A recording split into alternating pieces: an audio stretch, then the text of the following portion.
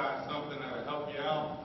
And I was just talking to Coach here. I'm not only going to talk about secondary play, I'm going to start off talking about just pass defense in general. I think I can tell you some things that can potentially help you out as far as breaking down film, taking a little bit of pressure off of the coverage. I'm talking about with a defensive lineman. All right, so, again, not only will I talk about defensive back play, I'm going to start off by just giving you guys some different thoughts. All right, so I'll go ahead and get going. First, when we got the concept, hey, I want you to come talk about defending the spread. The first thing I asked Coach McNeil is, what the hell is the spread? There's a million different spreads that you can run. You can be a running spread team, you can be a passing spread team, you can be up tempo, you can be slow. So to me, the spread is really just a generic term that to me really doesn't mean too much. All right. Every week we're trying to break down a specific opponent and we're trying to tailor our game plan to that specific opponent. All right. Some things I think about that we see versus teams that spread the ball out. We see a lot of quick games, a lot of three-step concepts, a lot of perimeter screens. That's something, again, that I don't see too much coverage on anytime I come to a clinic. So it's definitely something I plan on talking about, all right? Especially if you talk about the spread and the zone read. Now there's the bubble screen, and the rocket screen also. A lot of play action, boot, and misdirection. Obviously, with the NFL, it's kind of taken off now. You see guys running the pistol. I didn't think I'd see as many wide open wide receivers in the NFL, just because of the pistol and the play action concepts, all right? And big and cheap plays. Obviously, everybody knows what big plays are. For us, big plays are runs over 15 yards, passes over 30 yards, all right? What I mean by cheap plays is really broken coverage. Guys not being in the position to defend what they're supposed to defend, all right? To me, how to defend the spread, we talk about board meeting communication. So what I mean by that, is all 11 guys on the defense need to be communicating during the play. Not just a couple guys. The more guys that we can get talking, the better defense will be. To me, quiet defenses suck. All right? The talking defenses are the ones that are being successful. All right? Eye discipline and coverage discipline, again, that's something I just talked about. With all the play action, the misdirection, the bootleg, there has to be great eye discipline, from a defensive back perspective, to be able to match up on the routes that you're supposed to be matched up on, all right? Because the reality in our defense, our DBs, unless we roll them down inside the box, they really have no true hard run responsibility. They're capped and pass players, all right? Maximize individual coverage techniques. What I mean by that, determine on which coverage technique, say, the cornerback is in. He could be in a soft cover 2. He could be in a true hard cover 2. He could be in a cloud technique, inside. What can we do that week to maximize each one of those techniques? That's something that I'll be covering here in a little bit. And pressuring the quarterback. I think it's important to be the aggressor versus a team that, if they want to be an 11 or 10 personnel, I think you need to attack that and be aggressive, all right, and not be reactive. To me, defense is a key word. Even though I'm a defensive coordinator, I'm thinking offensively when I'm calling plays. I'm trying to be the aggressor, all right? This is a huge concept that I don't see covered too much, and we call it formation anticipation. What could the offense get into? Not just what are they in, what can they get into from what they're in? Because when you're teaching your kids and they're seeing formation, that's all they see. They're not thinking about what can happen next, who can motion, tight end trade, the back switch, motion to trips, motion to doubles, all those sorts of things, all right? I think this allows you to play with a clear mind. You play with a clear mind, you're playing a lot faster, all right? And I'm sorry, also, when you anticipate formations, you're also anticipating your coverage checks, which are key, because we check a lot. You know, we're a big formationally based defense.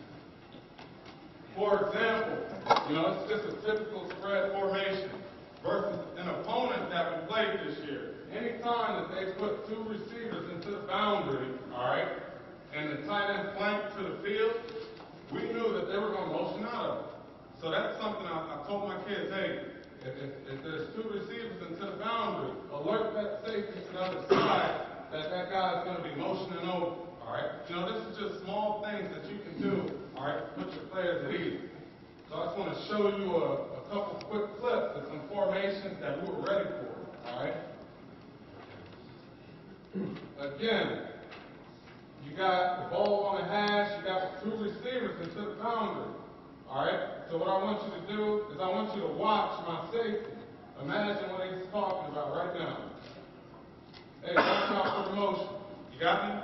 So now when this guy motions, everybody's at ease. Communication throughout this whole process. What they were trying to do is they always had the back to the side of the motion. So they'd run a wheel route and follow it up with a swing route. You know, that's one of the tougher concepts to defend. All right, so we worked it all week, and exactly how we were going to defend it. You know, I got a cloud corner here. We're playing cover 3 cloud. All right, I got a cloud corner. Anytime we get motion towards anybody in press, we soften up our coverage. All right. So all we're doing here. All right. Now we got the corner. He's going to show like he's covering the wheel. All right, we're in cloud, so the safety is really going to take him over. Corner still has vision because he wants to drive on the football. All right, we got our linebacker dropping out, trying to get hands on. This number 1 coming inside. My safety that has the middle is going to take the top of this route. All right. So again, it's just that formation anticipation that makes all this that much easier. All right. You want to be able to put your players at ease. All right. And there's different formations and situations that I think guys need to be prepared for. You know, like they run a bunch of 3-by-1 bunch. So we make a bunch check. We get into a totally different defense if they were in a true bunch. All right? But what they did is they start the bunch and they break out of the formation. All right? So what we look for is we look for a fish. That's what we call it, a fish, a fake. All right? A guy that's in the bunch that'll tell you that it's not really a bunch. In a West Coast offense, if the X is in the bunch, they're going to break out of it. All right? So again, it's the formation anticipation that's key. Hey, this is a fake bunch. Let's say we call it a hard zone blitzing concept. We want to stay in that zone blitz. All right? If they're truly in a bunch, we're not going to zone blitz. We're going to get in more of a run-oriented defense. All right? So in order to maximize our aggressiveness, we stayed in our calm, all right? We knew they were going to break out of it. With this HVAC, we knew he'd motion. Again, it's just constant communication and putting guys at ease and allowing them to play ball, all right? So, all right, here's a stat that I think is important. Again, people try to keep secret. The stat I got, all right, from an NFL coach. If you're +1 in the turnover margin, you win 66% of your games. If you're +2, you win 85. You go +3, you win 91. So this is minus, hey, we gave up 300 rushing yards this game. You know, we gave up 1,000 passing yards. It doesn't matter. At the end of the day, it comes down to turnover margin. All right? So what can you do to aggressively pursue and get turnovers? All right? That's become key for us. That was a big area of study for us. This all season, because I sat down and looked at the philosophy in our playbook, and I'm just sitting there reading it. I said, man, if a kid took this back to his dorm, can he sit there and read this and actually do what we're asking him to do? You know, is it defined enough in our philosophy of what we actually want? So we really scrapped our old philosophy, and we went on, you know, to further and clearly define how to get turnovers, you know, what we're looking for. All right, so I'm going to cover that here. You know, one big concept that we came up with, and actually through study, you know, I'm not going to act like we invented this philosophy, but it's something that really resonated and stuck with us, all right? This ball disruption, you know, the attempt to really put direct pressure on whatever the offense is doing, all right? If they want to run 3 steps, we want to make them throw 5 steps. If they want to run outside zone, we're going to make them run inside zone. We're going to make them, if they're right-handed, they're going to beat us with their left hand, all right? So that's the whole premise. So there's 5 types of ball disruption, all right? You got your ultimate pass, you got your batted ball, you got your forced fumble, you got a ball defended, and an interception. I'll go ahead and define each one of those for you. You know, ultimate pass, just think of how many times a quarterback took a step into his throw. Right? Going off his back foot, maybe you flush him out the pocket, all right? What else? Make him throw it before he's ready. I mean, there's a lot of different stuff that you can do to alter a pass, all right? So I'll show you some clips, you know, and defining some key points for our guys. Hey, if this guy is the offensive tackle and he's the quarterback, and the quarterback's getting ready to throw the ball, now you can jump, bat the ball down. You're not getting there. You might as well disrupt the timing of the pass, all right? So here's just a clip, a couple clips, all right? There's some ball disruption. If you watch the middle linebacker here, all right? We're in a zone blitz, and at any time, if you have any questions about anything you see, you know, feel free to ask, all right? We're just running an overload, you know, zone blitz up top. This guy gets stuck in between the blocker, all right, and the quarterback. So he gets his hands up and disrupts the passing lane. So from this view, you can see it a lot clearer, all right? As he's lifting, doesn't have that awareness to be able to get his hands up and disrupt that passing lane between him and his receiver, all right? Now, everybody wants to talk about defensive back play. If I'm a defensive back coach, this is what I need taught, because it's helping me back here in coverage, all right? It's taking a lot of pressure off of me. Right here, it's something as simple as bringing middle pressure and making him step to the side and throw the ball before he wants. Somebody's getting credit for this, all right? We're stagnant. We're constantly encouraging kids and giving out grades because we want to encourage them, all right, to disrupt the quarterback.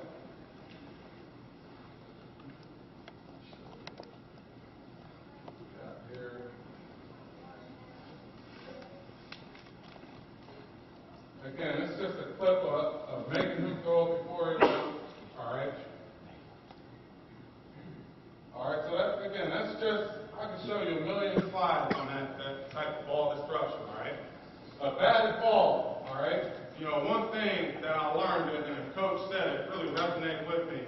You guys are teaching defensive line. All right. When they're pass rushing, what hand are they getting up? A lot of guys are naturally right-handed. All right. Just ask somebody to stand up real quick. That's good. Okay. All right. Shoot a little basketball. All right. You right-handed? Shoot a jump shot. Right-handed, right? When you're watching an NBA basketball game, you're going to see a bunch of guys that are right-handed in the NBA. They're going to still jump with that right hand. All right. How much smarter would it be, right, to go ahead and get that left hand? You can actually get more surface and more height. All right, and maximize your potential if you reach with that same hand as the goal, all right? So if you make that throwing motion as a quarterback, if I'm rushing the passer, let's get that left hand up, right? Let's not reach our right hand, now the ball's whistling past our ear, all right? So it's just small things that you can teach your players. Hey, get that left hand up. If it's a right-handed quarterback, hey, it's a left-handed quarterback, get your right hand up. Constantly we're trying to fix our kids to understand these things, all right? Just a couple examples of a batted ball. All right, just simple, just coming off the edge. Shit, you ain't going to get there. Might as well bat the ball. Got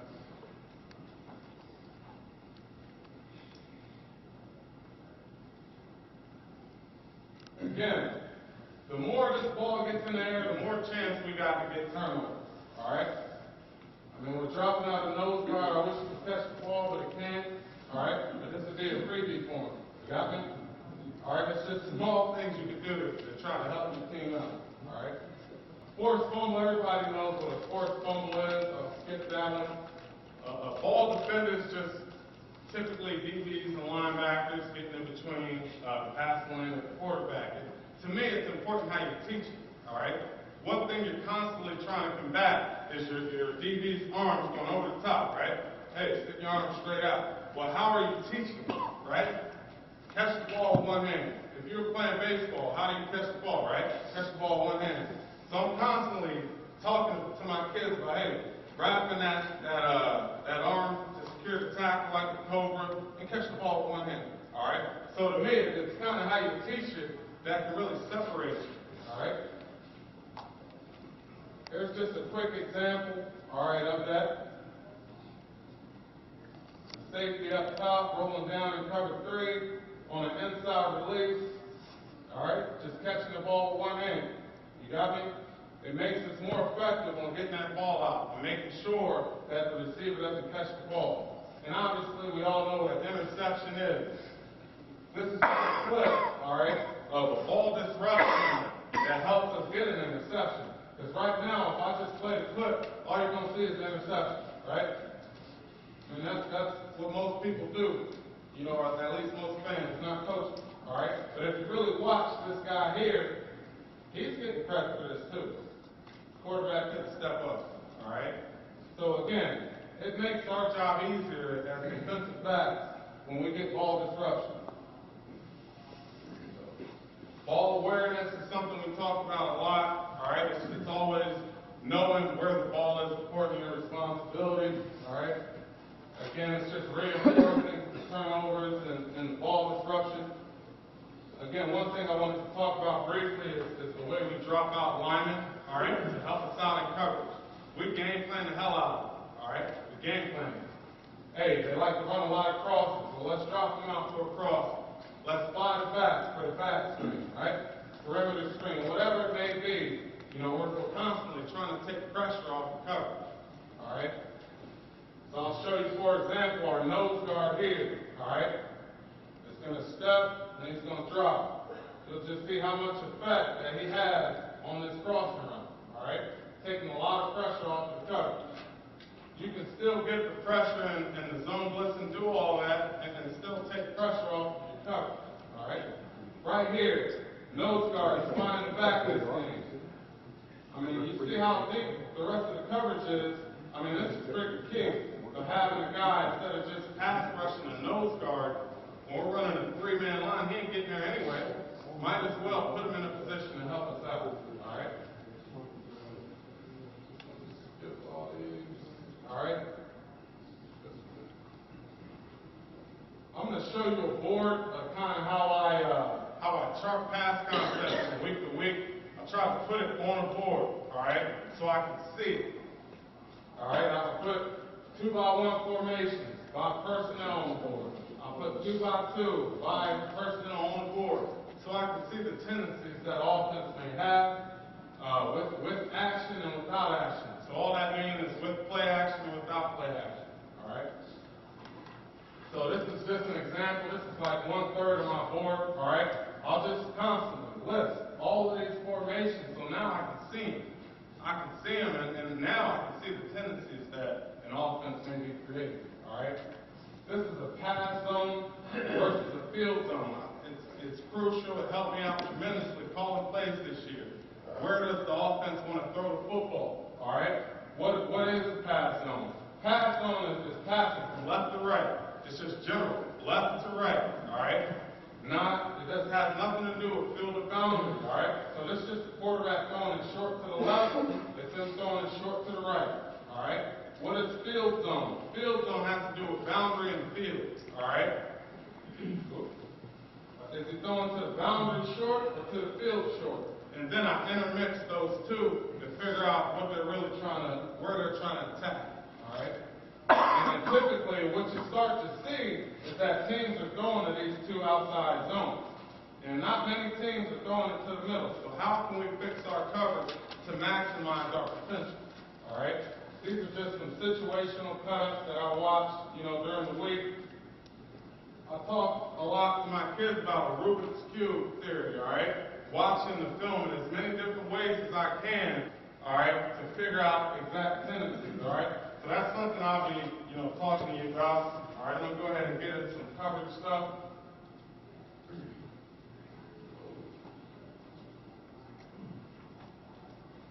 to talk to you about first is, people call it soft cover 2. You know, I don't call it that. Ain't nothing soft about what we do. All right? We're playing cover, it's cover 4 until cover 2. All right?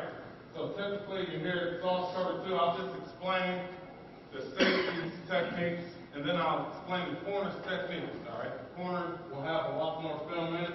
All right? You know, typically this is our alignment. All right? And this coverage, we'll go 12 yards from the line of scrimmage, and we'll talk about is the wide receiver detached or attached. A detached wide receiver is a slot wide receiver. All right? An attached guy is a tight end. All right? So if it's a tight end, you'll obviously have a lot better run read than you will if it's an attached receiver. All right? And this is just some of the footwork and stuff that we talk about. So, for example, this is the tight end. We'll align 12 and 2 outside that tight end. If it's a slot, we'll align 12 and 2 inside the slot. Right? Typically, we'll put our inside foot. All right? It's just a stance. All right? Some keys for our stance. And then, if any of you guys want to put my information on here when we're done, and if you guys want the freaking PowerPoint, I'll freaking send it to you. All right? These are just some of our keys. All right, in cover 4 is the safety. You can read 2 to 1 through the end man and line of scrimmage. All right, I'll kind of show you simply. Here's the deal. If it's a tight end, we give a simple read, man. If he blocks out and attaches himself to our dragon, who is our outside linebacker, we're filling inside. All right, of that tight end. If he blocks down, we're filling outside. I don't try to get too complicated with the reads that I'm giving a safety. All right, now we're not even counting in the run fit. All right? I'm sorry, if you read run versus a detached number 2 wide receiver, we slow play the run now. All right? Why? Because you're detached from the formation, which means the linebacker is in a better position, all right, to make plays. So here's just an example, all right, of a typical run read versus a tight end. All right? Right now, my safety's in cover 4, 12 and 2, outside that tight end. That tight end blocks down on this defensive end. This outside back or wrong arms to play and forces it outside. So again, if he blocks down, we're coming outside, right? Now we're going to fill from the inside out with that outside, all right? We just call it, you know, running a banana, all right? I mean, this safety actually is pretty good at doing it. But again, that's the way to bring your safeties into the run fit. All right?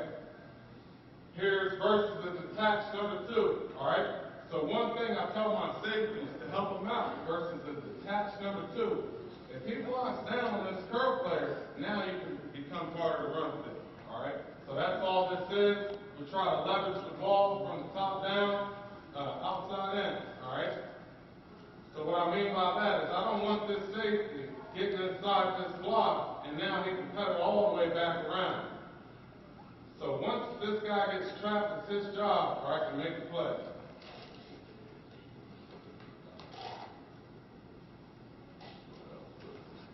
All right, this is a quick game of safety. You know, these are typically some of the routes that we see from our number 2 wide receivers.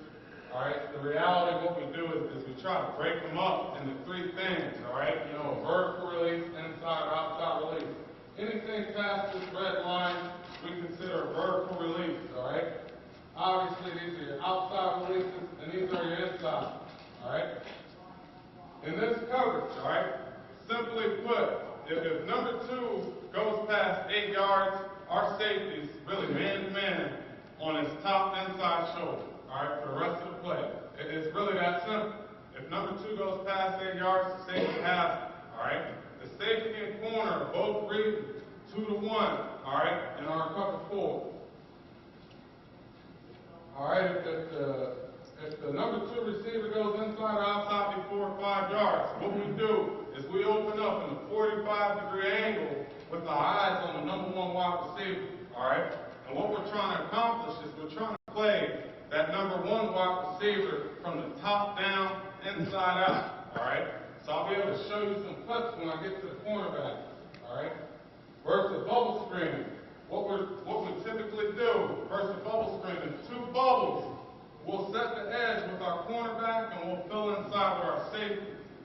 I'll even talk to you guys about how to play it even a little bit more aggressively once you start getting into it, all right? This is a reinforcer that I put on every coverage, all right? Shoot, force long outside throws. If the ball's in the air, typically longer, it's a lower percentage of completion, all right? All right, so here's the cornerback part of cover 4. I think it's a lot more important. You know, the safety's job, I'm telling you, it's really as easy as it sounds. If he doesn't go past 8 yards vertically, he's over the top of one. I mean, it's really that simple, all right? As a corner is the guy with the tough job, all right? Typically, we align 6 yards off the number 1 receiver. We usually have our feet parallel to the line of scrimmage, shoulders parallel so people can't tell exactly what coverage technique we're in. And this is a point that you'll hear me talk about a lot. If you can see, this corner has vision through his number 2 to the quarterback, right? He has vision, all right? Number 2's in his peripheral vision, all right? But he's going to be looking at the quarterback quick game, all right? That's something I'm going to get into here shortly, all right? Here we go with the run fit and cover 4 as a corner. He really has no run fit, all right? If there's any play action, he goes ahead and releases and defers the pass game. So here's just an example of how he can be brought back into the run fit, all right, on a crack replace. It's something we work on every day. It's crack replacing, all right? Calling the crack out, him getting cracked and him replacing, all right? What that corner wants to see, he wants to see that number 1 wide receiver engage, all right, with the guy he's trying to block before he commits to the outside, all right? So again, it's something we work on every day because it's crucial. Oh, man. Here we go. All right, for quick game and cover 4 for us, I always talk, no matter if it's cover 4 or cover 3, I'll let my guys know, hey, this is your job versus quick game. In cover 4, we're going to man our zone. All right, versus quick game. So what does that mean? Typically, if you got a slant flat concept, right? Flat by number 2, slant by number 1. We're going to man that flat concept because that's what's threatening our zone. All right. If we got, matter of fact, I'll show you film also. All right. But what we do, once the quick game is clear, we'll pick up our tempo. All right. So while we're reading quick game, we're slow out. We're typically walking out and taking 2 read steps. Once the quick game is cleared is when we pick up our tempo, all right? So initially, where are our eyes? We're looking at the quarterback initially to get our read for the quick game. After the quick game, our eyes go from number 2 to number 1, all right? As a corner, you want to see if number 2 is going vertical past 8 yards, all right? If number 2 goes vertical past 8 yards as a corner, I got to stay on top of the number 1 wide receiver, all right? If the number 2 wide receiver does not go past 8 yards, I got to surf, all right? And you're going to hear me say that word a lot, surf. And I'll show you what that means. But what surfing means, if 2 goes out, all right? If 2 goes out and 1 goes vertical, if that's number 1, 2 goes out, what I'm going to do is take my read steps. If 2 goes out, I'm going to surf. I'm going to put my foot in the ground. I'm going to stop. I'm going to be ready to go backwards or forwards. Why? Like I told you, if 2 goes out, the safety's working over the top of number 1. So you got to make the safety relevant. What I see a lot, you know, when I'm watching film with my kids, we might have 2 guys on top of number 1. All right, you want to make your safety relevant in this coverage. All right, so surfing is critical. All right, but I'll show you guys that on film and explain that further to you. What I want to show you now is some quick game things. For quick game, we only talk about 3 angles, all right?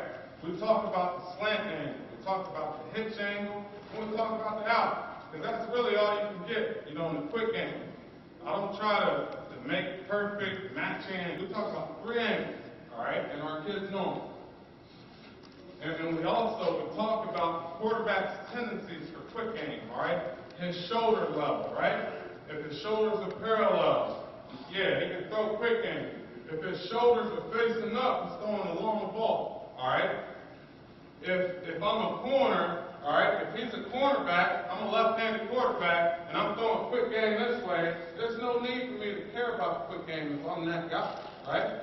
But if I open up and face him without taking any drop steps, now I understand that it's a quick game. So those are the type of things that you got to explain to your kids to make them understand what is a quick game and how can it affect me directly. Because if it's a quick game but it's not affecting you directly, you need to soften your coverage. All right? So here's an example of the plan. All right? Cover 4 up top. We're reading 2 to 1. But the reality, right now, my corner is playing a tilt stance, reading the quarterback. Again, he has that line of vision through that number 2 wide receiver so he can read the quick game. All right? Matter of fact, let's read the quarterback together. And that's one thing that the shotgun helps. All these back counts and making the quarterback go from here to here, it's helping us out, all right? But just watch the quarterback turn his shoulders all the way. By then, we know it's quick game, all right? So as a cornerback, we're ready to jump all over it and go ahead and make a play. Right? If I tell my corner, if you see quick game, play quick game. All right? We want to be aggressive to maximize our technique.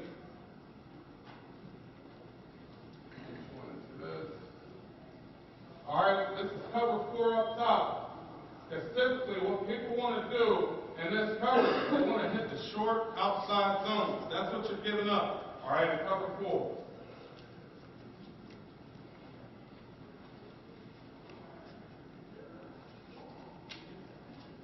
So again, what I talked to my guys about, best case scenario, all right, we're able to take 2 read steps and break on the ball. Typically, if they catch the ball and we can tackle them for no yards after the catch, that's a successful down for us, all right? And that's what it's about to me. It's no yards after the catch. The catch is never beat us. It's the yards after, all right, that beat us. So we're always talking about trying to get to that receiver before he can catch and turn and face you up, all right? Right here, the corner does a good job of just flat out finishing the play, all right? Gets a good read, 2 shuffles, and he's gone. Also, when you talk quick game, is it under center quick game? Is it shotgun quick game? All right, there's a big difference now. If it's under center quick game, sure, that's a true 3-step drop. Shotgun quick game is catch and throw. You got me? So you got to teach your players those sorts of things.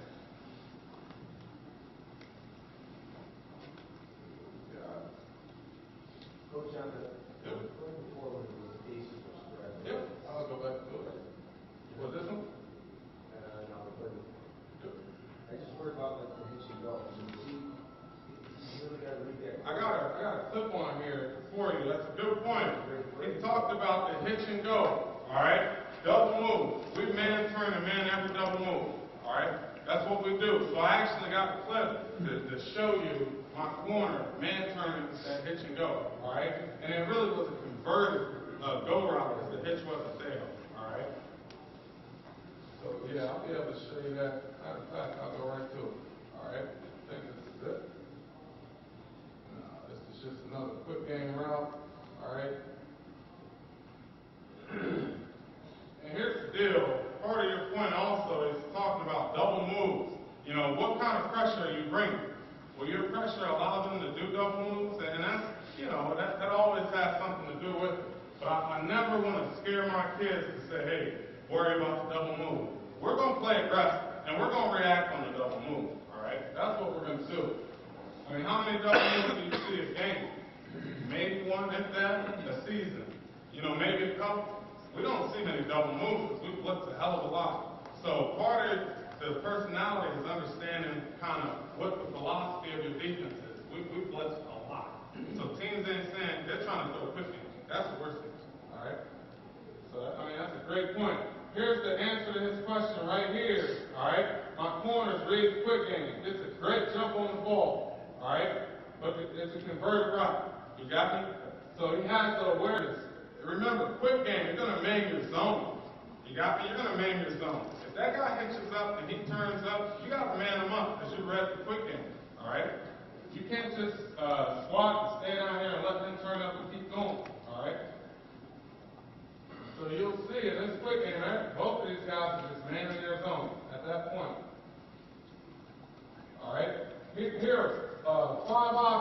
talk about, once we start getting into that 2-to-1 reach, all right, we talk about apexing, we talk about trailing, we talk about float, force, and combo. All apexes, and it's just trying to clearly define it to the players. Apex is when the number 2 receiver goes out before 8 yards. I want my corner to now apex between the number 1 and the number 2 receiver, all right? If the number 2 receiver goes inside, all right, before 8 yards, we're thinking about trailing number 1, all right? So it's a different mindset, all right? It's a different mindset for the corner. Float is when 2 goes vertical. Now I got to stay on top of number 1, all right?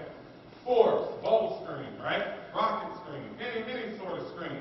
We're force. It's the only instance where we will start stepping downhill aggressively and trying to set the edge on something. All right? Everything else, we're working backwards. Combo. If the receivers are within 5 yards of each other, we'll call combo. And what combo for us means is there's no longer an 8-yard cutoff point. We're playing combo all the way up the field. All right? Because the team, again, like Ithaca, they'll run, giving you too much probably, right? They'll run a 15-yard out by number 2, and they'll run a deep post route by number 1. Well, if you stick with the coverage initially and say there's an 8-yard cutoff point, you're going to get picked. You got me? So all combo is an alert, hey, there's going to be a switch route coming, all right, and we're expecting.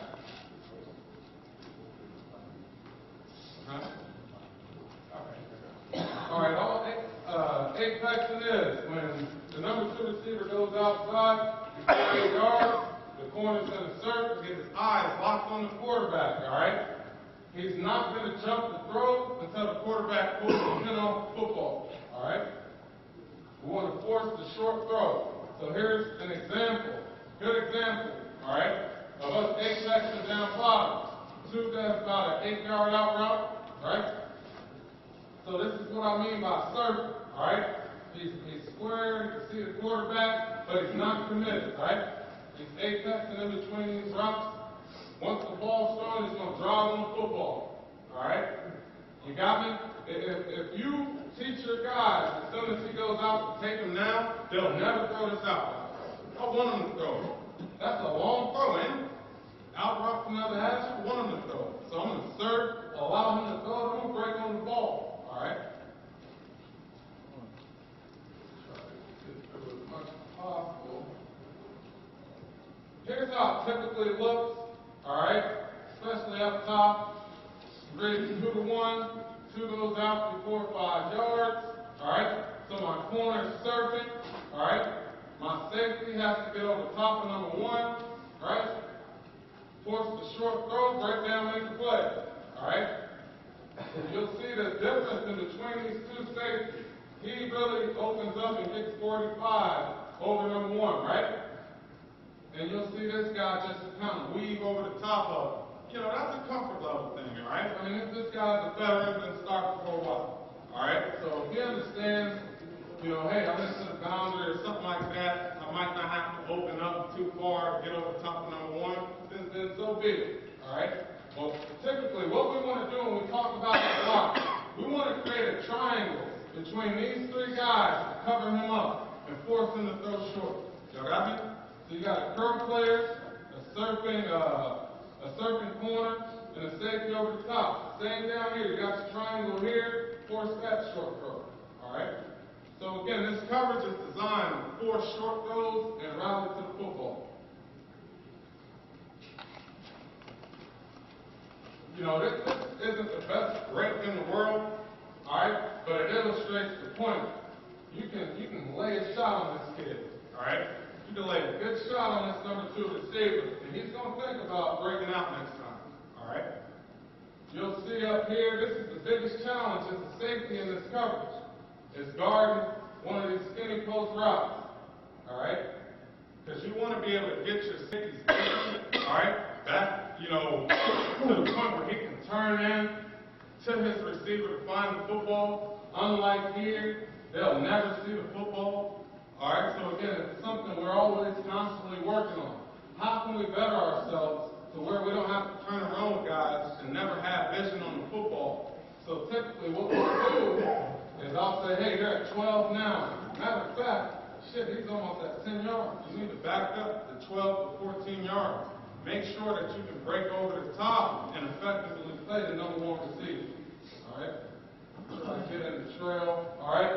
Trail is just when number 2 goes inside the 4 or 5 yards. Float is when number 2 goes vertical past 8 yards. I'm sorry. I'll just show you a couple examples so I can talk you through them. This is the biggest vulnerability, all right? When there's 2 verticals, when number 2 is going vertical, they'll run number 1 on a comeback route. That's typically the toughest route that we have to cover, all right? So what's important is you teach your corner tempo, all right? Quick game tempo. Take your 2 ring steps. 5-step tempo. Pick up your tempo now. So now if you release out slow, he's closing the distance to you, all right? There's not always that 6 yards where you align. There's not always that separation, all right? So that's the biggest thing he does well. His tempo is good, right? So you see him run out late, and he's ready to get back downhill. So we want that receiver to get up on us a little bit, all right? Again, you need to work these 3 angles is the key, all right? So I talked about quick angles, slant, hitch, and out. Shit, we work comeback, curl, post. We work those angles for the intermediate game, all right?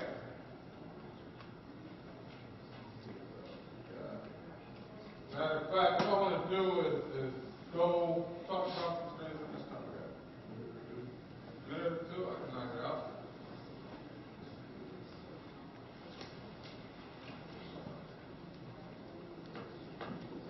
Matter of fact, I want to cover this one, all right? Here's another float.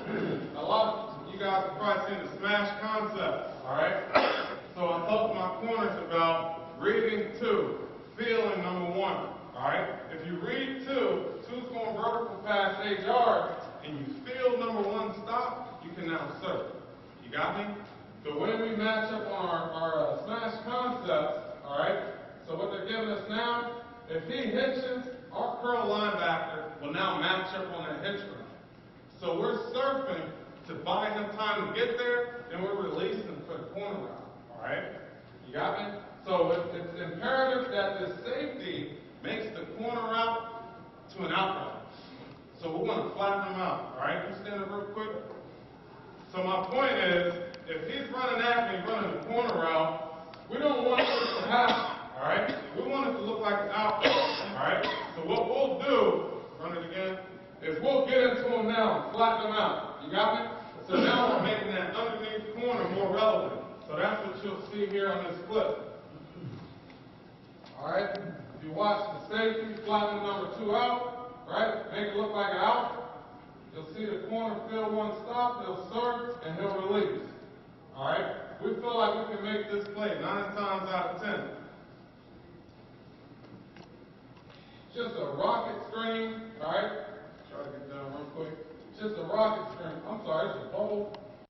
We typically set the edge from the outside and force it back inside. I've gotten away from that a little bit.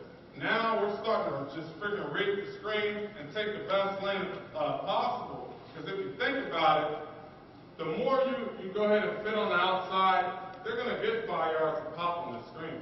All right? So what we start doing, we're starting to slice on the inside if we get a good release. All right? Because now that number 1 receiver has to follow us down, right? If it's truly a screen and block us, bringing that safety into the fit. All right? So that's just a way we can play it more aggressive. You know, we want to be physical out here, right? We talk about getting good hand placement, right? Getting that guy off of us. Got me? Talk about hitting that guy with power. Shit, I mean, this safety, he's just a good tackle. All right, I ain't going to sit here and take credit for all this. I mean, that guy right there is just a great tackle. All right? Let's show you one last clip real quick. This against trips.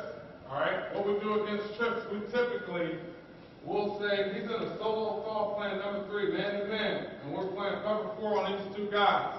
What we'll do, all right, is we'll game plan it, but what they did is they put trips with the back set to it. They wanted to run the read and throw the screen, all right? So what we do is every week we game plan it. This week we called it a perfect storm. So if the corner heard that from the sideline, he now went to read 3. If 3 bubble released at all, we were taking the best avenue possible, and we're going to go knock the shit out that guy. All right? These 2 guys will cover these 2 guys. All right? So that's what you're going to see here. Negative release, he's gone. All right? So this is what I mean by if it's a screen, take the best avenue possible. He has to block it. So now he'll go outside. Right? If it's a bubble go, he'll keep going, and we know we got it covered. All right? But you can get some clean shots on these guys. All right? You can get some clean shots on these guys if you allow your players to play aggressive. All right? It's something we game plan again, and we work. All right? I'm going to just talk about the combo real quick. It's, again, when 2 receivers are within 5 yards. All right? All it is, we're still playing cover 4. We're still reading 2 to 1. We're just doing it all the way up the field. All right? So again, I'll even try to briefly cover some of that on my next session before I get started with the next cover. All right? And it'll take about 10 minutes.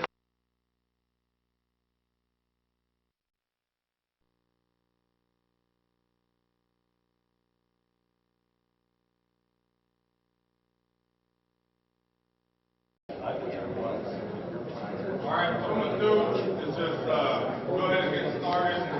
What I covered earlier, I did a solve cover 2 or a read cover 2. Again, I don't like calling it soft. There's nothing soft about what we do. All right?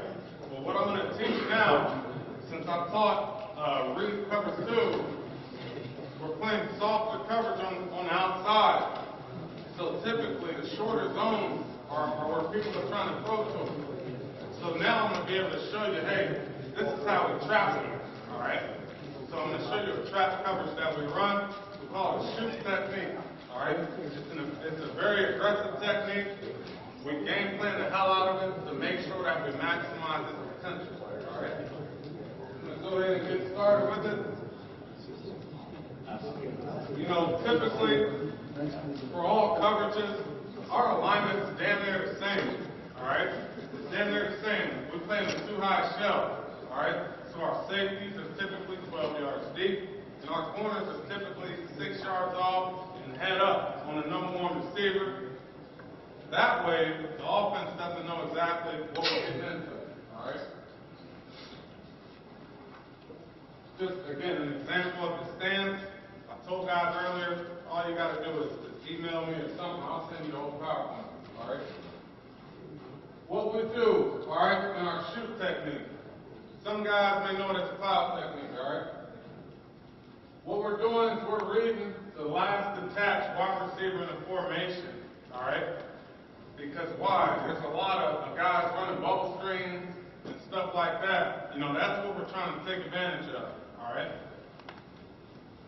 On reaction of the quarterback, all right, what we want to do is we want to take 2 6-inch steps inside the number 1 wide receiver, all right? We want to gain a slight leverage inside that number 1 wide receiver without getting too far inside, all right? If you read run, typically in this coverage, you're a forced player. You got to turn the ball back inside. You know, very rarely, if the corner is detached from the formation, will he ever get an opportunity to get into the run fit? All right, but there are situations where he'll be able to, and I can show you that. All right. Again, what we're doing is we're taking 2 6-inch steps here. He's not detached from the formation, and what I mean by that, there's a big difference between running the technique for this corner, because there's a number 2 receiver. His number 2's in the backfield, so he can be a little bit more aggressive. All right, but this is just a way for us to get him in the run fit. All right, he's taking 2 6-inch steps inside. All right, if he reads run, he's going. All right, this is a technique. If you read it, you can go. All right, why? He's covering number 1, and I'll get to the safeties read after I cover the corner. I might as well go ahead and tell you the safety.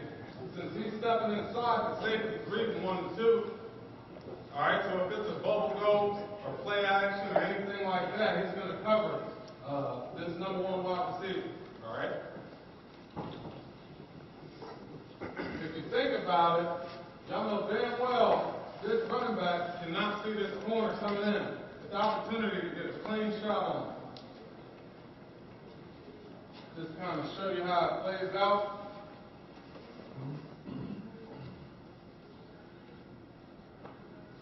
Right? It's a good way to get your cornerback in the box. Coach, Yep. do you call that cloud coverage more to the boundary side than to the wide side, or does it make a difference? That's a good question. All right. We game plan it to the point where we call it at the back. It all depends on what the offense is doing. All right. Because a lot of teams, if they say there's a back right here, a lot of teams are running ball screens off of that action, right?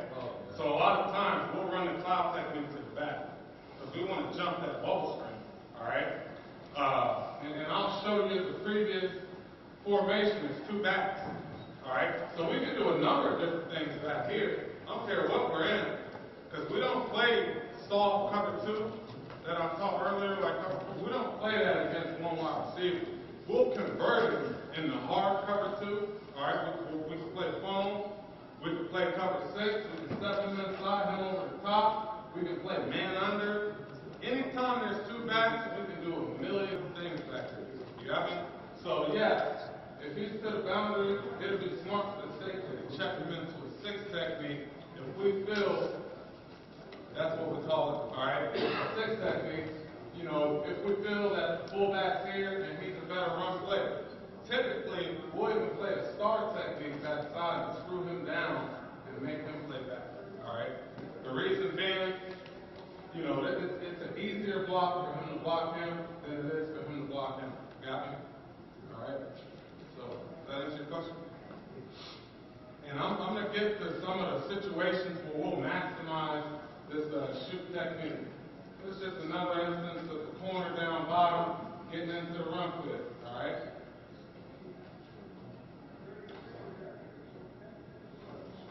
All right, here you go. Again, you're going to key the last attached man of the line of scrimmage to the quarterback. All right?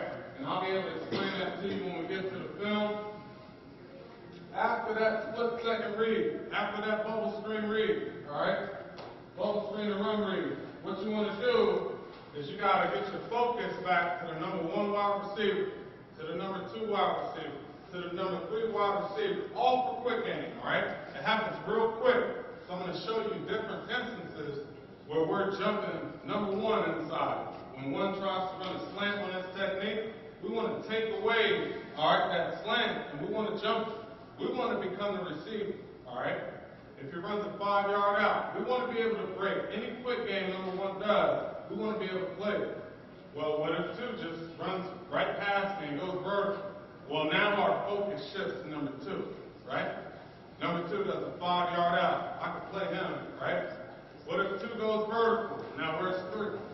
You got me? So what we're trying to do is we're trying to put our corner in an aggressive technique to be able to cover any quick game or short routes. So here's some examples of that split-second bubble read, all right? And I got a million of them. So another answer to your question. Again, we game plan the crap out of this.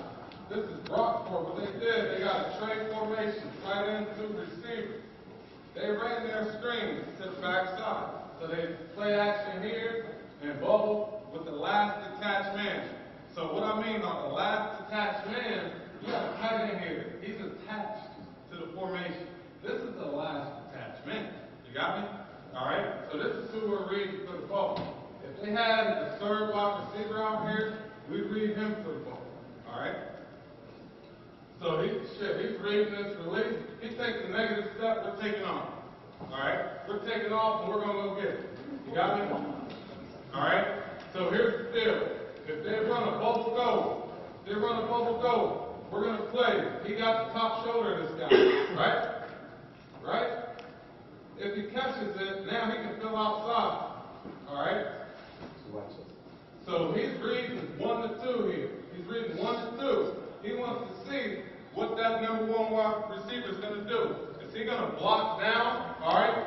Is he going to block down on that corner, which he has to, or we're going to take the head off or make a big play, interception? All right? You got to understand, this aggressiveness makes him show exactly his intention. If he's going to run a bubble go, he's just going to keep running straight. So now that's an easy cover for me, right? He shows his intentions and blocks, now I can do it. All right? I mean, that's just a cheap 3 6-pointers. Cheap 3 6-pointers. All right? That's all it is. It's cheap. It's easy. I mean, I'm telling you. I mean, I played a team that ran more bubble screens and rocket screens than they ran pass concepts this year. I mean, what the hell is this? You know, we need to take advantage of this. All right? And just to show you, this isn't, you know, some one-time thing. You know, this is over and over what we do.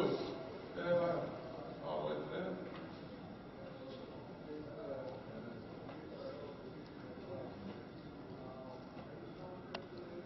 You go to the end? No. I don't know, it's not showing up. Start over. Yeah. It's freaking hell. What about this? Just exit? Yeah, I got it. Yep. Thank you. I got it. Come on, Coach Matt. I get this done. Here we go. Hit this again. Here we go. We're getting there. We're getting there. We're getting there. Got it. All right. So here goes another example, all right? To answer your question again, this week, this team I'm talking about, they ran more screens than they did pass concepts, and they did it pretty good. I mean, they're getting 8, 9 yards a pop on these screens. So again, our tendency, they did it all off the mesh, off the read action, and they bubbled this guy. So we worked it all week. I'm talking about what you got to do is you got to script this in your practice. All right? You got to script it, and you got to train your players to be able to react on it. All right? I mean, and that's what we did. He's reading. Number 3, last attached man, he takes a negative step, I'm gone. All right? Now think about it. Anytime there's play action in a bubble, that quarterback don't see the corner, does he? He can't even see him. All he's doing is doing this. That's all he's doing. Throwing the ball. He can't see the corner. All right? So we get free plays. All right? We get free plays. And if they run a bubble go, how are we going to cover that? He has 1, he has 2. All right? I mean, at some point, we have to become the aggressor. And this is the coverage where we become the aggressor. There's other coverages. We may play soft. But this is the coverage. We're going to go get it. And to show you, I'm telling you, this is something we work on every week. Every week we game plan. This week, what's the key, Coach? My kids love playing this technique. Love playing. So I use it as an incentive. All right? Hey, Coach, what do I look for this week? That's all this kid asked me. You need to put matter of fact, before I show you this play, the difference to me between a boundary and a field corner right now, my field corner is fearless. Fearless. He will go get it. If I say, hey, this is your chance to go get it, he's going to go make that play. Because some kids, they'll hesitate still, and they won't make it. And you can't, there can be no hesitation. All right? My boundary corner, he's a man guy. He can beat up guys at the line, that sort of situation. But your field corner has to be dangerous. All right? Our key this game, all right, to answer your question again, what they did, they like to motion. This guy's an H-back. Linebacker tight end, they motioned him. If he motioned and stopped inside the tackle, they were running the football. They motioned him, and he went past, all right? He went past the tackle and started to get out there with the receiver, screen, every time. You need to know that as you're breaking down film. This is why I put it on the board like that, all right? So he's looking. Man, is he going to stop inside the tackle? Oh, he keeps going. I'm gone. Okay? Got me? And this isn't like some one-time thing. This is, we're making huge plays off of this. Turnover. I showed the first group turnover margin, right? That's how you're going to win games at the end of the day. We were down 17-3. This is the conference championship right here. We're down 17-3. We scored 2 touchdowns on defense. 4 interceptions. You got me? Like at some point, I'm looking at defense like offense. I want to score. All right? So again, find keys for your players to look at. As simple as this. He keeps going to the screen. Teams are doing things that are that simple, all right? So you gotta have a dangerous guy back here who's not scared to go get it. His job is to block my corner. How the hell are you gonna block the corner? Right? But if your corner's playing soft, he's gonna knock the shit out of it, man. Look how big this basket is. This dude like 6'5", like 260. I mean, he was a freaking man out there. I gotta become aggressive, all right?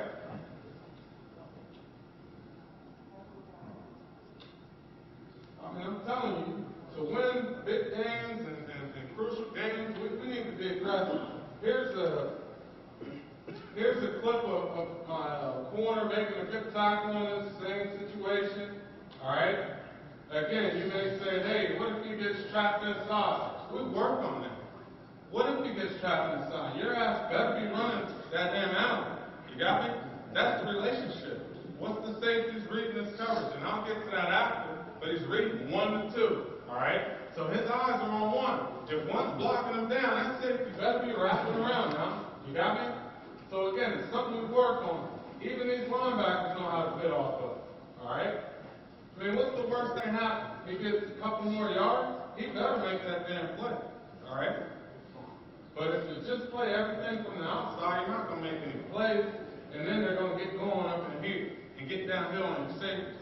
All right? And that's what you don't want. Teams are starting to put a beast right here and just get them going downhill. That's the toughest thing to cover. Again, you read it, you got to go. I mean, here's even at Glenville State. You know, I was at Glenville State a couple years ago. It's down in West Virginia, like where Rich Rod started his head coaching career, you know? I mean, even from back then, we're reading. All right? We're reading it, and we're going to make a play. All right, again, like I told you earlier, you know, we want to focus, after the quick game, we want to focus on jumping any inside cut by the number 1 receiver, all right? So I'm typically talking about a slant route, you know, something like that. If they're going to slam this coverage, we should become the receiver and be able to make plays, all right? If number 1 clears you, get your eyes directly to 2, all right? If 2 threatens your zone, jump his route. If the ball's thrown, all right? If 2 does not threaten your zone, you need to get your eyes to 3. All right? If there is a number 3 to your side. All right? Again, this is really just over and over the same thing. Here's an example of us jumping number 1, all right, in the quick game. So again, there's probably no bubble reads here. All right? All it is some quick game routes by number 1. All right? And we're going to jump. You got me? All right? So all game, we're running cover 4. So you guys that were in here first, you understand we're giving ground in that coverage. We're giving hitch routes up. And we're just trying to break down and make the tackle. This coverage, we're sliding 2 lateral steps, right? And we're sitting right in the hitch. All right? With him over the top. So right here, the total coverage is cover 3 cloud on this coverage. All right? Shit, we can split up the coverage. All right? And we can run cover 6 to both sides. Cloud to both sides, 2 safeties, reading 1 and 2, and we'll drop out our inside guys and let them carry the bird. Or we'll just run cover 3 cloud. All right, so again, how can you get this done the exact way you want it? All right, again, this same team, they like to run that screen. All right, I'm sorry, run the zone and throw the screen. All right, so now what we did is we said, all right, we're going to blitz the back, and we're going to play cloud to that side, all right?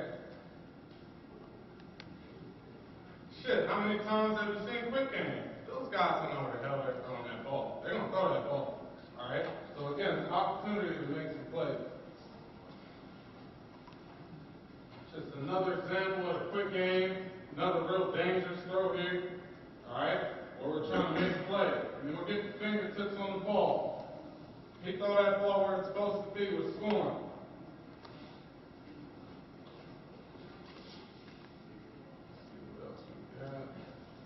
There's another example up top. We're running cloud into the boundary. It's going to take a couple steps in, read it, and jump it. All right? Just an opportunity for us to be a little bit more aggressive. Now here's an example of us jumping number 2. right, on the quick game. I'm telling you, this really happens so fast. You got to practice it a lot, and you got to practice a lot of different situations. If you can master this technique, you can have a real dangerous defense, all right? So here we go. We're ready for the bubble. Ain't no bubble, right? Ain't no bubble. One's just going vertical, but two's coming out. So now we can play two. Got me? It's an opportunity for us to make plays. This is a very good technique. One thing that I'll tell you is to not overuse it, because then when you run it, it's not going to be as effective. All right?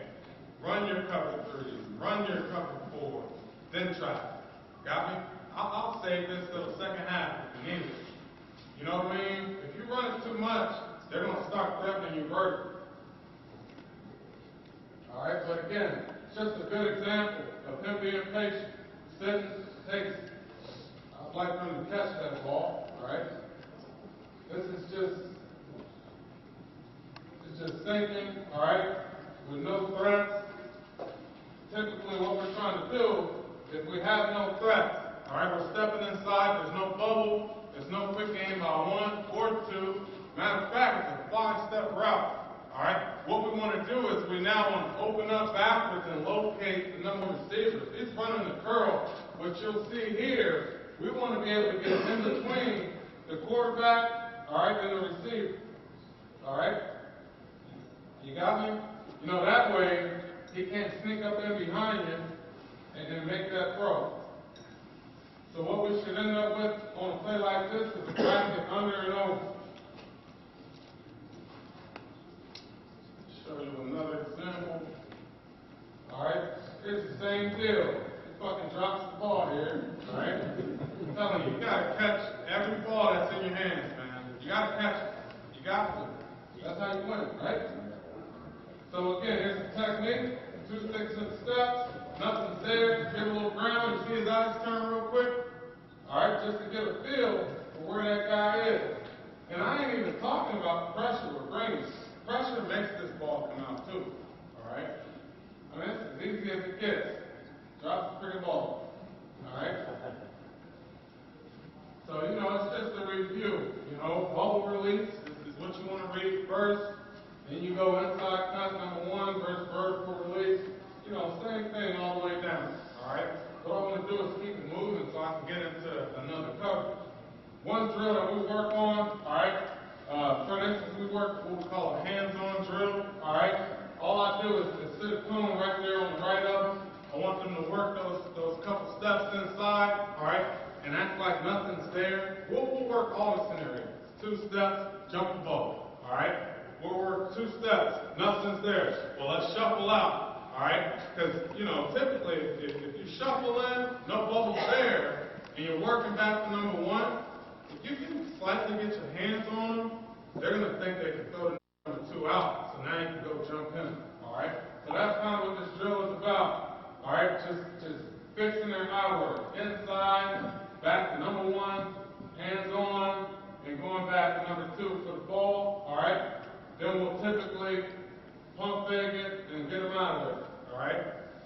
You know, so it's just working all those different scenarios for those guys. Shoot technique training. All right, I talked to you guys about practice, right? That's when you really get this technique down. You can't explain this in the meeting room and expect your kids to get it.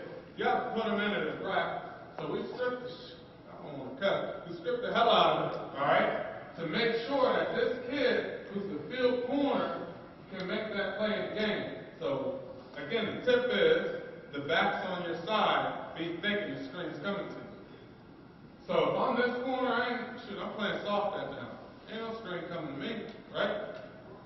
So again, he knows what's coming, he jumps it. You know, it's half, speed, you know, practice, all that. I mean, but these are the plays that he made during this week. And I'll show you the game clip from the week. So he knows what he's looking for, all right, in order to maximize his technique. Where's the fact? You can see his mindset change as you're working on these things, right? Are you working on this, right? His mindset totally changes, right? Watch it. When the back shifts, he's like, all right, my time. All right? So again, I already showed you this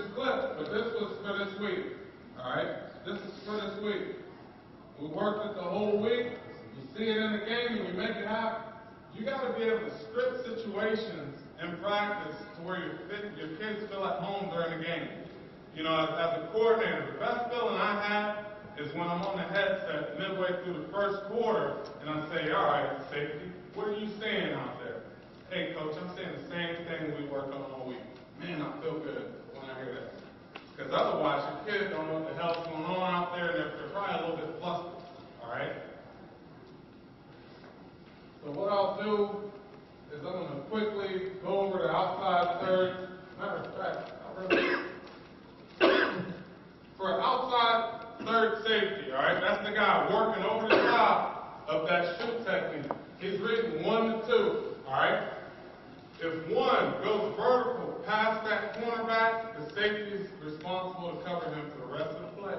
No matter if he does a 10-yard dig, whether he does a fade route, or all that, he has to cover. All right? So what I want to do is move on to another coverage. Does anybody have any questions about that shoot technique? Good? What I'm going to do is get into some cover 3 stuff. You know, I'm talking outside corner, middle third corner, and I'll even talk a little bit about what we call a skim technique. All right, it's our safety that's rolling down. All right, in our cover 3, zone blitz. You know, typically we want to get 7 to 8 yards, and this is a generic alignment. All right, for cover 3, we want to hold a 2-high shell if we can, but sometimes we go ahead and line up in it if we need to. All right, so if we line up in it, we'll be 7 to 8 yards deep, comfort level of the DB. All right, inside position on the wide receiver, outside foot on his inside foot. All right. You line that up when you have a better opponent or a weaker? You talking about the 70? Oh, lining up in it. Lining up in it, really, the reason we'll line up in it is to stop the run. Roll that safety down now. It has nothing to do with the corner. Everything to do with getting aims and boxes. That's why we'll do it. All right. The yardage. At some point, you gotta let your kids play. All right. You give them initial alignment, but you let them play. Do you want a guy to just line up at 7 and be a robot? I don't want that. I let my guys know that. I don't want robots. I want guys that understand what we need to get done, and I give them maybe 3 different ways to do it. All right. We don't just play cover 3 corner from 7 yards. We'll play it from press base. Got me? We'll play it from the cover 2 shell and creep to a length. All right? We'll do a number of different things. All right? This is just real generic alignment. All right? Again, it's real generic stuff. What we want to do, all right, at the cover 3 corner, I talked in cover 4, all right, about quick game. Cover 4, I said, hey, the corner has to man his zone in the quick game. For us, in cover 3, the corner is going to man number 1 in the quick game. Because I'll give you 2 instances. Or matter of fact, if I run a slant flat concept in cover 4, slant flat concept, number 2 doing the flat. Number 2 is going to be taken by your corner in cover 4 because it's a read coverage, right? When you go cover 3, if you run a slant flat concept, who has the flat concept? Whoever that's rolling down safety, right? Whoever's that outside linebacker, they got the out route. So you got to keep the corner on that number 1 slant. Because if you do it any other way, by having, say they run a slant flat concept and you keep the corner outside, that freaking slant route is hot, boy, right? It's hot. And if you think about it, the linebacker, if you did it that way, he doesn't have good leverage to play that slant either. So eventually he's going to take the window, but it's going to come open right after. All right? So we want to go ahead and stand up. If I'm a linebacker and he goes out, I'm going to take right now. I'm going to clear it up for the corner. All right, stand right there. Run a slant route. All right? We're typically already inside, and we got good angles. We work on 3 angles for quick games. Slant, pitch, out. All right? So if he runs that slant, bam, I got a better angle to be able to make the play. All right? We want to make plays. We want to maximize our techniques. We want to, at all costs, be able to keep our vision on the football. All right? So again, we're going to man number one through the quick game. All right, 3 angles is what we talked about. Meeting the wide receiver at the upfield shoulder. I'm telling you, we've been playing some quick game now. I put it in our everyday drills. We work on it every single day. It's not a practice, not a walkthrough that goes by where we're not reading quick game versus 5-step. We work on it every day. All right? Right here we got quick game to the bottom. All right? First, I just want you to read the quarterback. All right? To read his tendencies. I mean, it's a good quarterback and all that, but if we can get a good read and feel the angle, we're going to make plays. Got me? Right. He actually gets there a little bit early. They ain't call it, but he probably got there a little bit early, right? He understands the angle, all right, of this quarterback. Where is his shoulders facing right now? Facing out route, all right? So you got to be able to feel that and also break on the ball, all right?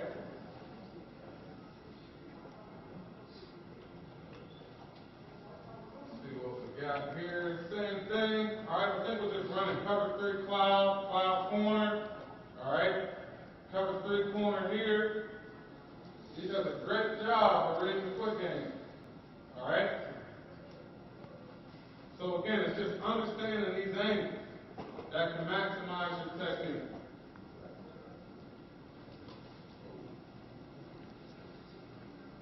See what we got here. Specifically, and you guys that run cover 3, shit, people just running out hitch routes on you, right? Hitch route, make the tackle. Like, who has the patience to run it all the way down the field? All right? So that's where your shoot technique comes into play. So again, it's just angle. And if they catch it, lay a lick on them. One thing I pride my corners on is just being good tackles. All right? I mean, that's huge. No yards after the catch.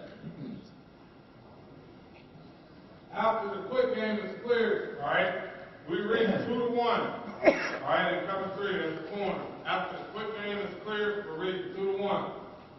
We're going to take 2 read steps out. Once the quick game is cleared, we're going to pick up our tempo of our side run. We're always facing the play. We want to keep bitching on the football, all right? Assume 2 verticals are ran until shown otherwise, because you need to play your zone from the top down. I talk in percentages a lot, and then I'll show you a percentage chart, but I tell my corners, hey, if 2 verticals are ran, split them at 50%, and I'll kind of explain the percentages later, all right? If 2 goes vertical while number 1 stops, make a stop call, continue to work to the top shoulder of number 2. If number 2 stops, all right? So if you're reading 2-1 and 2 stops, now we're man-to-man on number 1, all right? Again, if 2 goes out of him, we're man-to-man on number 1, right now. See, post, we talk about the post a lot. I talk about the post a lot. I tell my corners, hey, you got the post. Don't even think about the safety. Why? Because there's a number of different things that the safety may see. That he may jump a short route, maybe a dig, I don't know. All right? But I don't like making my safety just be a deep middle safety, hit his head on the goalpost, right? Now he's not playing nothing. All right? We're playing aggressive middle safety, so I tell my corners, hey, y'all got both posts. But the safety, he's usually there to help him out. I don't want to make them handicapped, because once you tell them, hey, you're going to have post help, they're going to start letting that post go. All right? And that's what I don't want. This is us apex and 2 verticals. All right? This is us apex and 2 verticals. All right? All stones, we end up on 1. I'm going to teach you what we do here on the skim technique. All right? Just trying to funnel that guy inside to take pressure off our corner. All right? Show you another flip real quick. Again, we're apexing these 2 verticals. And what we do, we work a lot on running backwards at a 45-degree angle. All right? Because that's not natural. So we work that also in our everyday drills. Backward 45. We talk a lot about cutting off the receiver, cutting off the top of the route, stepping on his toes. All right? you know, typically, if you can keep the techniques to where you're facing the play and seeing the ball, and you cut off the receiver, they're not going to call pass interference. All right? So an average guy, they say, hey, that's pass interference. We're looking at the ball. We got just as much right to the ball as anybody. So if we can get that body position, we're going to take it.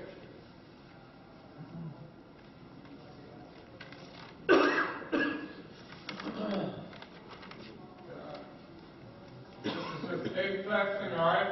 And going to the top shoulder, number 2. All right? What I want to do is to show you something real quick.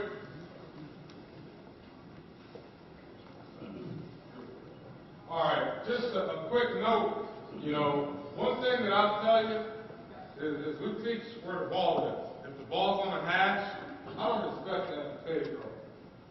I don't know how many guys that y'all play against can make this throw here to the fade all the way back here. It's a long throw. All right? It's a long throw. So typically, if I'm a field corner, I'm cheating to that guy. All right? I'm cheating to him. One study, I was telling somebody earlier, one study I got from UVA's DB coach, he was at Colgate a while ago, Chip West. They did a study on 4 verticals, right? Study on 4 verticals. 95% of those 4 vertical plays were thrown to the seam. 95% of them. It's a lot. People are trying to attack the seams in 4 verticals, not the outside. All right? So, conversely, I'm teaching my corner, hey, this is what you need to be thinking about. All right? He needs to be thinking about that guy going on the seam, not him. He ain't trying to throw all the way out there. All right? So, mixed with that technique, and I'll talk to you guys about this in a little bit, but we're trying to reroute this guy at 8 yards. All right? That's what we're trying to do here. And then let him take over the concept. Here's just some apex to man-to-man. All right, so all that is number 2 going out before 5 yards. Now we're turning back to man-to-man. All right? 2's not a threat any longer. Now we're back to man-to-man on 1. All right? One thing we talk about is splits that are close together. Maybe they're way inside the numbers. To help this corner, you probably should have took an outside shade, all right? But I allow my guys to feel and understand that out, all right? And I ask them, well, why are you inside here? Well, coach, this is what I see. You know, I want them thinking, all right? I want to make them robots. I don't give hash rules. I give them situations and understanding, all right? But again, you see 2, not a threat. Now it's man on 1. Whoa.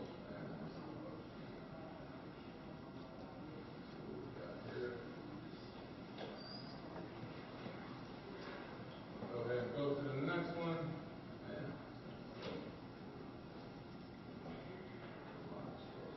All right, what we do, if pre-snap, if there's 2 backs, all right, thank you. If there's 2 backs, all right, in the backfield, if you're the corner to the 1 receiver side, we'll call macho. All right? What macho means for us is man-to-man. Now you can man them up. All right? But we still play from off alignment. We can just now we can square up and play them in a back pedal, more of a back pedaling technique. All right? So it's just like an off-man deal. So, you know, we work one-on-ones. We'll work a couple days playing all technique. All right? And we'll work those 3 angles again. You got your slant angle. Just getting them used to being able to place a man situation. All right? Now they can turn into the receiver, right? You got me? Because there's no point of always facing the play if you think about it, all right? If there's no number 2 there, right? I mean, now you can really play man-to-man, all right? So again, it's just something we work on constantly.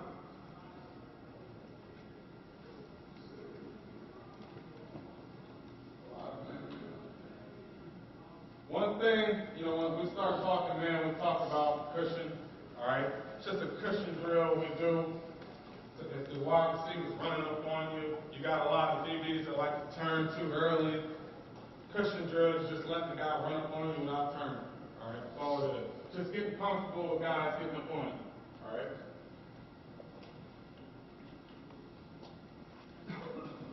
What I want to do is get in the middle safety play, all right? Far our middle safety, typically we're about 14 yards deep, all right, in cover 3.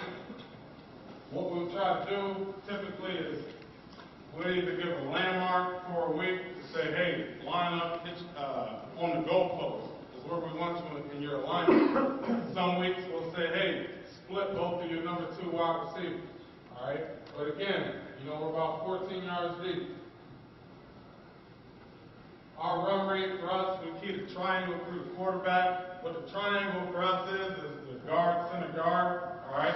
Because we want to see the double team and the full, so we can fill the alley inside out. We want to see the full zone, either way, you know, stuff like that. Also, we can see the quarterback through all that, right?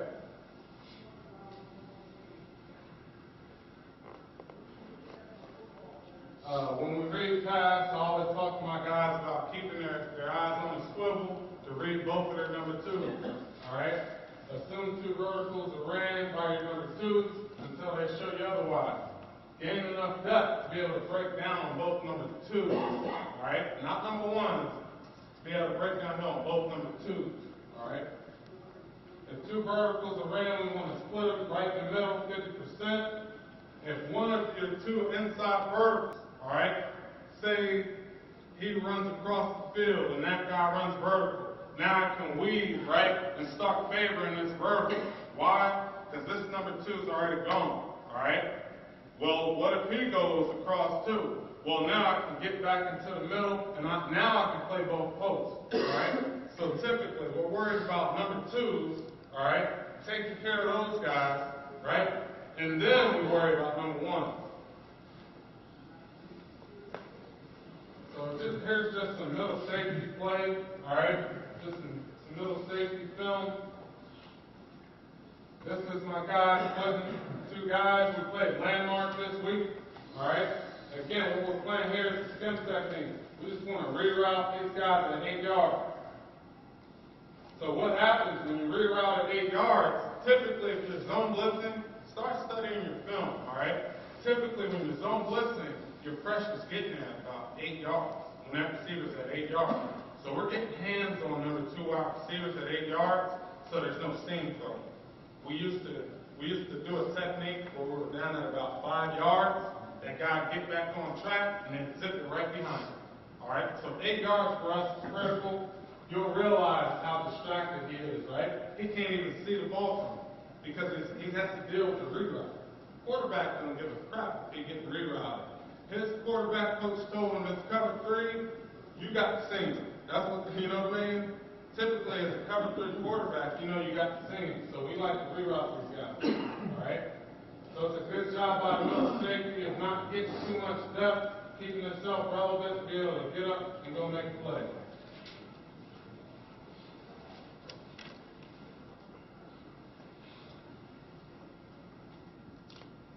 This game was played a landmark, all right, in the middle of the field.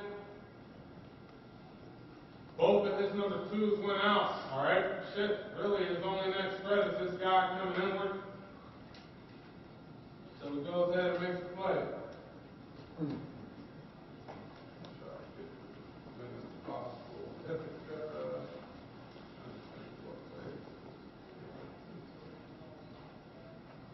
Oh, this is just a middle safety. Versus Ithaca versus 2 backs. What we did is we let our middle safety play robbers, all right? 5. We let him play robbers, all right? So typically, we want him to cover this tight end. He's his only vertical threat right now. If he goes across right now, we're playing robber, read the quarterback, and we're going to play some ball underneath, all right? So that's what you see here. All right? We get a clean shot on the guy. You know, if you play true cover 3, this guy, and just have him hit his head on the goalpost, he's going to be back here somewhere, right? Do you want him there, or do you want him where you see him? I want him right here. Because why? I told my corner, you got to cover the post, right? You got me? So, you know, it's just something to think about. Again, I'll take you through the whole thought process. Ball's on the hatch. He ain't throwing no fake right out here. That's a long throw, guys. Really study that. Nobody's throwing to the field zone, F nothing. That's a long throw. So we're constantly working inside to the post now, all right? we work inside to the post now. You can tell how conscious this corner is of the post.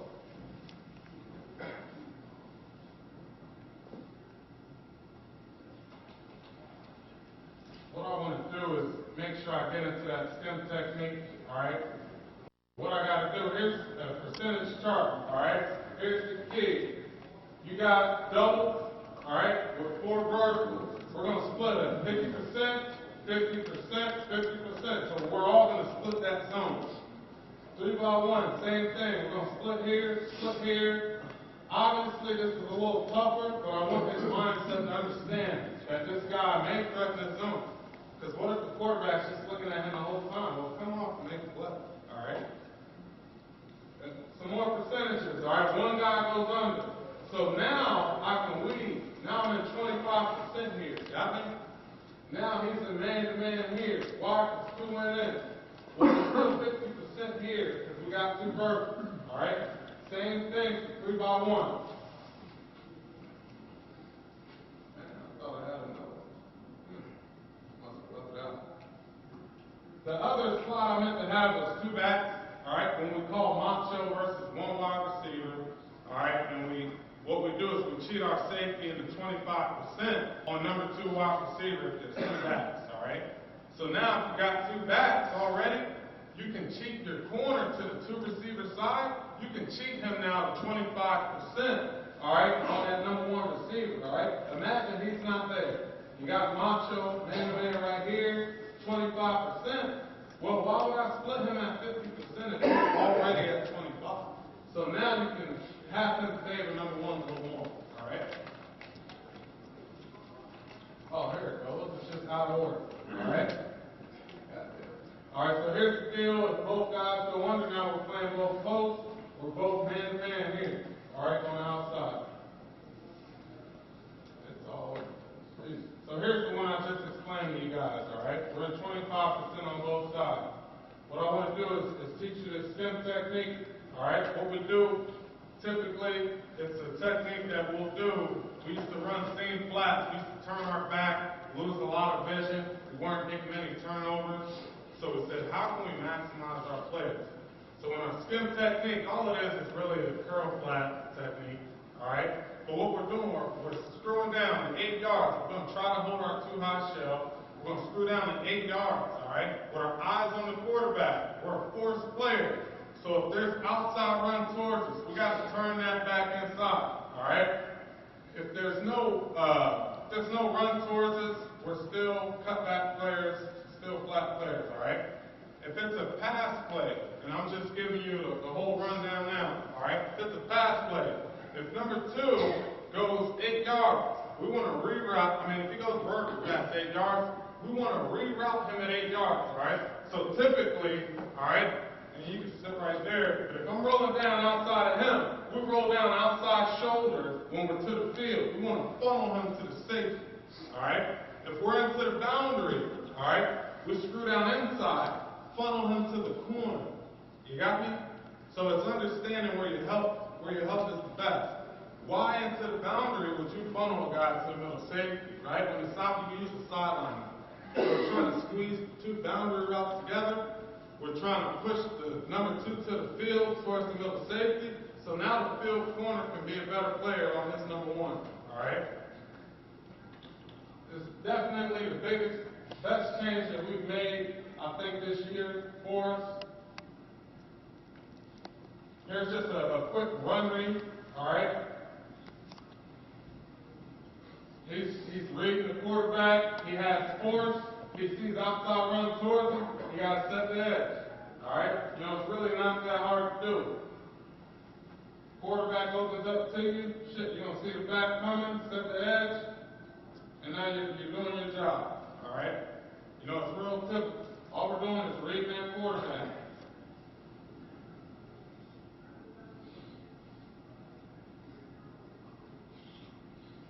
What we do, this concept is great against, y'all seeing a lot of hot concepts, guys throwing the number 2 versus zone blitz. This is the best technique to me that you can play against because we're sitting at 8 yards. We get to field the number 2 receiver and we get to see the quarterback. Montclair State, we knew that they did a molly protection. I don't know if all you guys know what that is, but they ran a molly protection, so they were really man. We were running 50 front. Their two tackles were man on our ends. Their center was man on our nose. Their guards were man on our inside back. So we just blitzed the crap out of them, dropped out our backside end. But what we did, we knew quarterback was throwing hot to the zone blitz. So we just started teeing off on those guys, all right? So you'll be able to see, a lot of these clips in this game. I mean, on third down, since we knew what we were going to get, we blitzed every time. I think we zone blitzed 90% of third downs this game, all right? Again, with zone blitzing here, he's going hot. He has to account for the edge guy. We know that we're bringing too much for them to block. He's at 8 yards. Break down, make the tackle. Got me? All right, we got vision. I got plenty of clips. Plenty of clips of this, all right? So if you think about it again, where we got zone blitz down here, all right? We know that they can't pick it up with molly protection. 8 yards, drive on the ball, all right? No yards after the catch, now we're off the field every third down. Oh,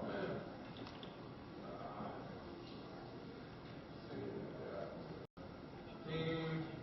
This is just a look. One thing that my guys are getting good at, all right? Thinking quick game now, all right? No, this isn't hot nothing, just regular quick game. We're reading the quarterback, right? If he does this and he's looking out there like what, outside of our hitch, we're driving him right now, all right? So that's what you'll see here, all right? He's reading quick game and he's feeling where the quarterback's going and he's going there right now, all right? Because usually if it's 5-step, we're trying to reroute this guy, right? If we see a quick game now, we might as well go ahead and play it, all right? We got another month there.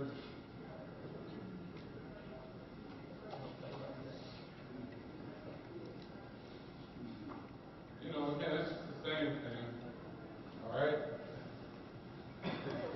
Again, we want to reroute these guys at 8 yards, all right?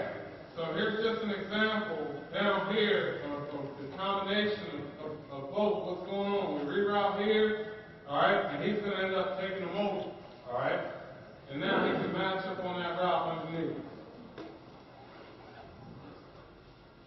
You can see, it's tough for him to flat out be able to throw his seam once he sees somebody sitting on that guy at 8 yards, all right? So we're really disrupting the timing with the concept.